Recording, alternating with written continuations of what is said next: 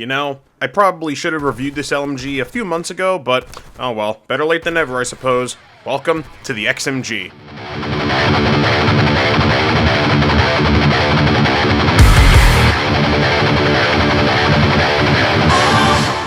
Hello, I'm Mr. L, and today we're going to be taking a look at the XMG in Black Ops 6 Zombies. This gun holds a sweet spot in my heart, as outside of the MP5, the XMG was my second most used weapon during the Black Ops 6 beta.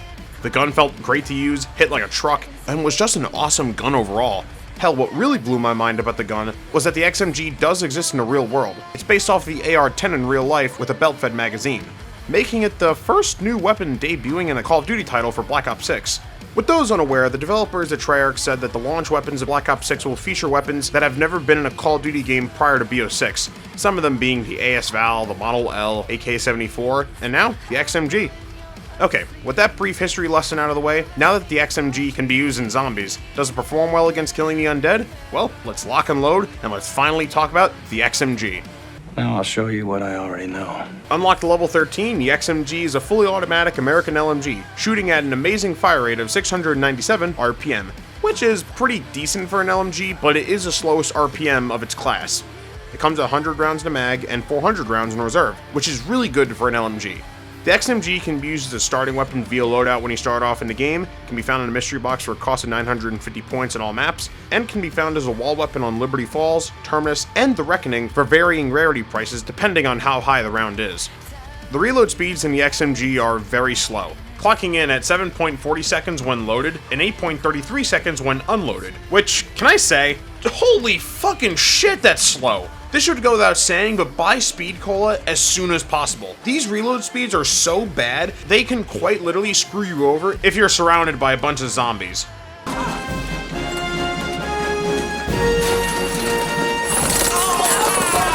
In regards with the iron sights, the XMG has very good irons. There's no debate about it. Since they borrowed the XM4's irons, they're just amazing. They're easy to see, and they're just solid irons to line up your shots against the hordes of the undead.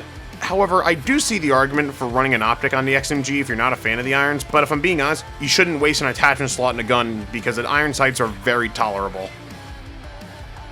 When it comes to killing the zombies, the XMG is a pretty solid LMG early on.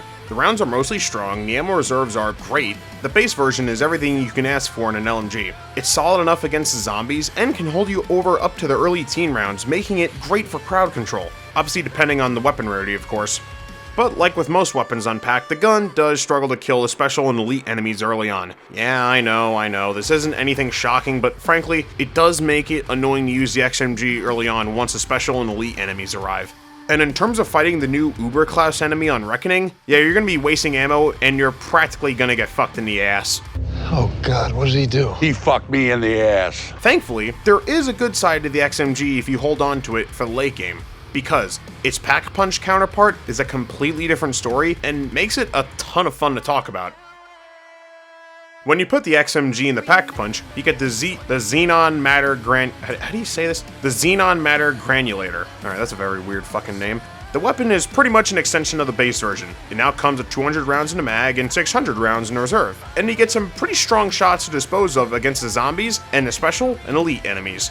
But the weapon does gain one subtle yet amazing Pack-a-Punch ability, and that's the accelerating fire rate. When you hold down the trigger of the XMG, the fire rate will accelerate pretty fast, which, let me tell you, is super helpful for mowing down the undead hordes. As with 200 rounds in the mag, and as long as you keep your distance, it will make killing zombies just downright satisfying, just to see them get turned into red mist while you hold down the trigger.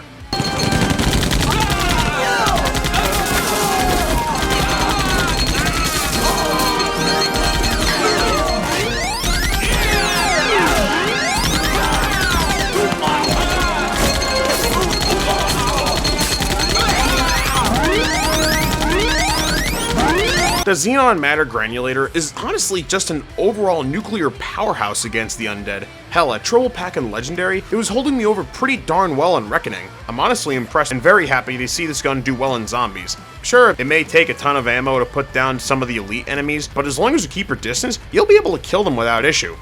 Now, hear me out. What if I told you this weapon could get even better, even stronger, and more enjoyable to use?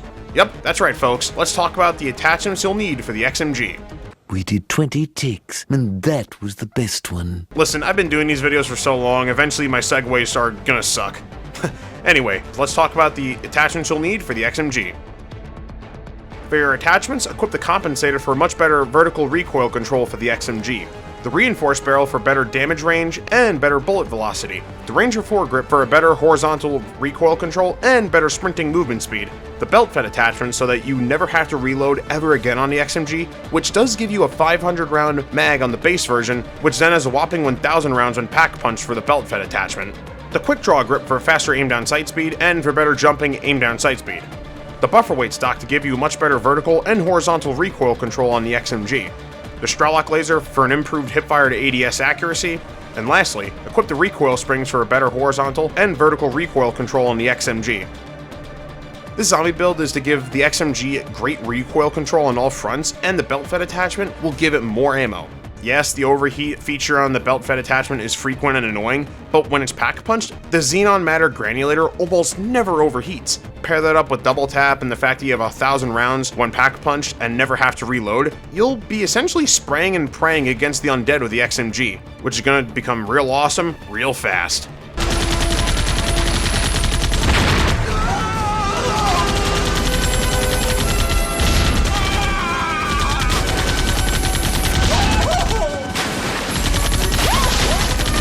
At the end of the day, the XMG is an all-around amazing LMG. It has strong rounds, a really solid ammo reserve, and it's just a dependable weapon to use against the undead early on. When pack punched, the xenon matter granulator will give you more ammo and a stronger killing potential against the undead. Not to mention the accelerated fire rate when paired up with the belt fed attachment and double tap will turn a gun into the M60 from Rambo with how many bullets you'll be dispensing against the undead. The gun is just really goddamn good and you can't go wrong with it. Now, for the record, I am aware that the damage output on the XMG is the lowest of its class, but if I'm being frank, that doesn't make the gun awful. It's still a great gun to use for the first 40 rounds, and its attachments really play to the gun's strengths with the accelerating fire rate when upgraded. There's a reason I try not to review meta weapons in BO6, as I like to review the guns that I find the most enjoyable to run in Black Ops 6 Zombies. As Big Sam put it on Twitter, reject dominant strategy and use whatever seems fun to you. Overall, give the XMG a shot. This M16 LMG hybrid will be one hell of a menace against the zombies. Well, that wraps up this review. I hope you all love this review, and stay tuned for next time, where I'll be covering the ABR A1, or as we know it by, the AUG. Until then, this is Mr. L, logging off.